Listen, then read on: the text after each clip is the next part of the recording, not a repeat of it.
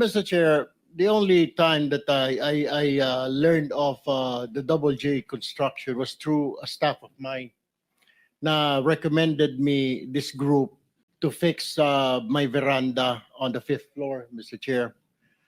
But when upon learning her name was mentioned by Engineer Bryce, we immediately requested to cancel all contracts with WJ, where I specifically ordered to terminate our office refurbishment project with WJ.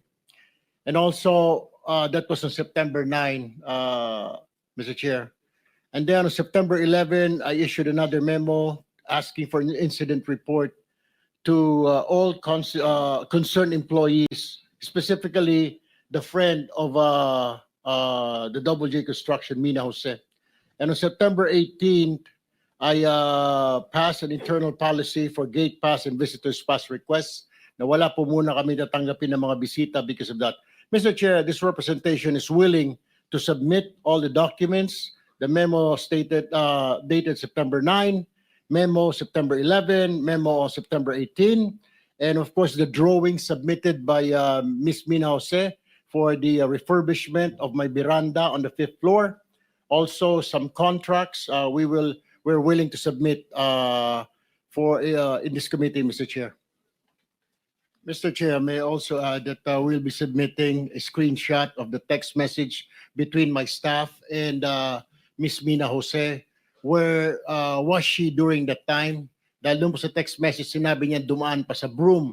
At meron din po akong letter sa staff ko asking her bakit dumaan sa broom. Parang ginamit po yung aming opisina na makapasyal siya sa broom, wala naman po sa agenda. Hindi rin po niya minensyon na may kilala po siya dito sa Senate, dyan sa broom, sa Blue Ribbon. So, in other words, Mr. Chair, parang nagamit po yung opisina ko para dumaan po siya sa broom kung ano man yung kanyang business doon, Mr. Chair. My apologies, Your Honor, if that appeared that way. It was just my intention to see my friend, especially when I heard that Beng is suffering from cancer and I haven't seen her in a long time. So I thought it was an opportunity for me to also visit her. Mr. Chair, the question is, you should have told us na may kaibigan ka under investigation. My staff even asked me, Mr. Chair, if you would remember and you lied. Sinabi namin, baka ikaw sabit ka dito sa flood control. Wala po kami, hindi po kami sabit dyan. Ang mga project ko, 30 million. Do you remember that? You were asked, Ms. Jose. Yes, Your Honor, because I am of honest belief na wala po talaga kami. You were not, bakit nababanggit ang pangalan mo dito ngayon? Meron ka palang kinalaman dyan sa mga proyekto sa Bulacan na yan. Why didn't you tell us straight up? Had you told us na meron kang sabit sa mga project sa Bulacan, we wouldn't have let you step in the Senate, Ms. Jose.